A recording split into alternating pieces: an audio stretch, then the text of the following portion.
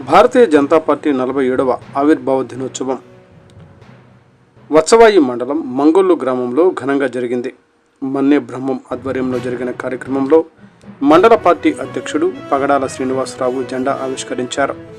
Assembly convener మన్నే శ్రీనివాసరావు మాట్లాడుతూ Bharatiya Janata party విశిష్టమైన party అని, ముందు దేశం తర్వాత పార్టీ, చివరగా సొంతం కోసం అని 47 సంవత్సరాల సుదీర్ఘ ప్రయాణంలో అనేక ఆటుపోట్లు ఎదుర్కొన్నామని చెప్పారు.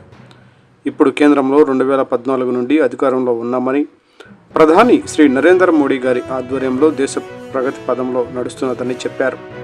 ఈ కార్యక్రమంలో అసెంబ్లీ కన్వీనర్ మన్నే శ్రీనివాసరావు, మండల అధ్యక్షులు పగడాల శ్రీనివాసరావు, కిసాన్ మోర్చా జిల్లా అధ్యక్షులు కాకాని వెంకటేశ్వరరావు, కిసాన్ మోర్చా జిల్లా కార్యదర్శి బొడ్డు మల్లికార్జునరావు, మహిళా మోర్చా జిల్లా కార్యదర్శి మన్నే మాధవి, మండల ప్రధాన కార్యదర్శి నీలకంఠం రామబ్రహ్మం, చినమోదుగుపల్లి సొసైటీ చైర్మన్ బొజ్జా కోటేశ్వరరావు, మాజీ మండల అధ్యక్షులు పాపినేని వీరబాబు, మన్నే బ్రహ్మం వెంకటేశ్వరరావు, సత్యనారాయణ, వెంకటేశ్వర్లు, శేషయ్య తదితరులు మరియు గ్రామ ప్రజలు పాల్గొన్నారు.